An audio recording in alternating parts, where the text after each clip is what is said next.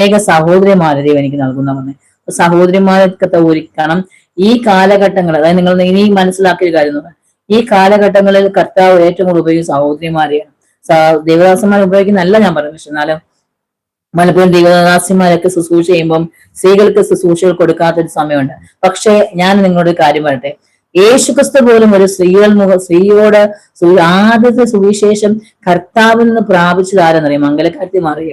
നിങ്ങൾ ബൈബിൾ വായിച്ചു നോക്കിയാൽ, ഞാൻ ഉയർത്തെഴുന്നേറ്റിരിക്കുന്നു എന്ന് നീ എന്തിയാ സഹോദരന്മാരോട് പോയി പറയുമെന്ന് യേശു മംഗലക്കാരത്തി മറിയോട് ആദ്യം പറഞ്ഞത്.